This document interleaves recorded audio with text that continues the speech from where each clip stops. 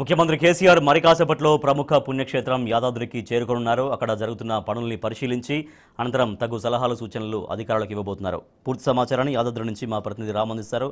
రాము, ముఖ్యమంత్రి ఎప్పుడు చేరుకుంటారు యాదాద్రికి?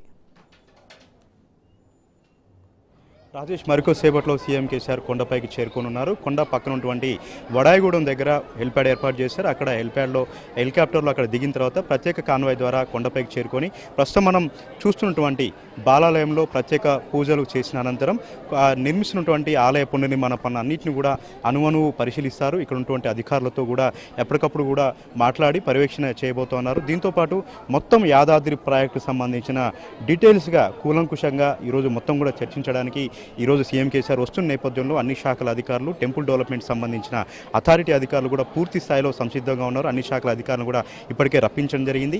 ఇక బాలాలయంలో భక్తులకు కూడా ఎలాంటి ఇబ్బంది కలగకుండా ఒకవైపు దర్శనాలు కొనసాగుతున్నాయి, ఒకవైపు సీఎం పర్యటనకు సంబంధించిన ఏర్పాట్లను అధికారులు పకడ్బందీగా చేయడం జరిగింది.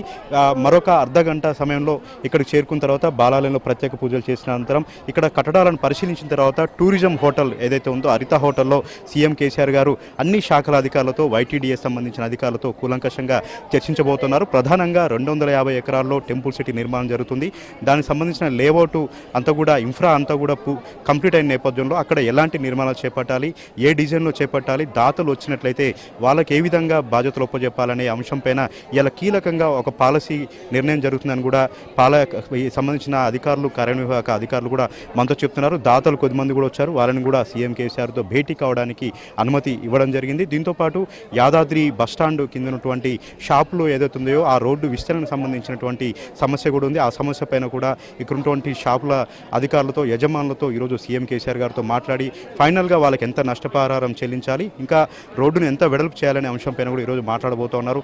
ఆర్కిటెక్ట్ ఆనంద్ సాయితో పాటు స్థపతులు వేలు సుందర్ రాజన్, అదేవిధంగా ఆలయ ఈవో గీతారెడ్డి, దీంతోపాటు అన్ని శాఖల అధికారులు కూడా ఇక్కడికి వచ్చారు. ప్రాజెక్టులో మొత్తంగా డీటెయిల్గా ఈరోజు మొత్తం కూడా సమీక్ష చేయబోతున్నారు. సమీక్ష సమావేశం కూడా నిర్వహించబోతున్నారు. 2017 నవంబర్లో సీఎం కేసీఆర్ గారు ఇక్కడికి వచ్చి ఒక దిశానిర్దేశం చేసి వెళ్ళారు.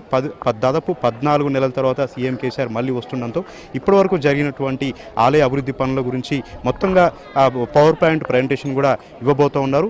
ఇక ప్రధానంగా మరొక 3-4 నెలల్లో ప్రధాన ఆలయంలో స్వయంభూలో దర్శనానికి భక్తులను అనుమతించే అవకాశం ఉన్న నేపథ్యంలో ప్రధాన ఆలయ పనులు పూర్తి కావడానికి మరొక విలువైన సూచనలను, దిశానిర్దేశం కూడా ఈరోజు సీఎం కేసీఆర్ చేయబోతున్న నేపథ్యంలో భక్తులు కూడా చాలా అమితానందం వ్యక్తం చేస్తున్నారు. ఎందుకంటే ప్రపంచంలోనే ఇంత గొప్పగా ఆలయ నిర్మాణం ఎక్కడ జరగట్లేదు.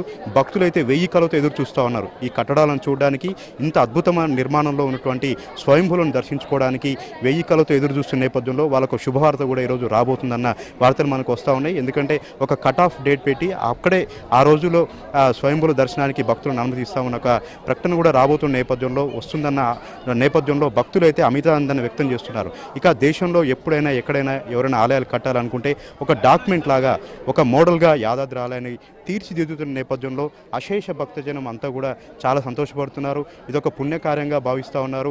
ఇదొక గొప్ప కార్యంగా భావిస్తూ ఉన్నారు. దాదాపు 1000 సంవత్సరాల క్రితం మాత్రమే రాళ్లతో కూడిన నిర్మాణాలు జరిగాయి. ఇప్పుడు ఈ ఆధునిక యుగంలో కూడా కృష్ణశిలలతో దాదాపు 3000 మంది శిల్పులు రేయింబౌలు శ్రమించి వాళ్ళ శ్రమేక జీవనంతో, వాళ్ళ యొక్క నైపుణ్యంతో ఈ ఆలయాన్ని ఇంత అద్భుతంగా నిర్మిస్తుండడం పట్ల ఇక్కడికి వచ్చే అశేష భక్తజనం కూడా పూర్తి స్థాయిలో సంతృప్తి వ్యక్తం చేస్తున్నారు.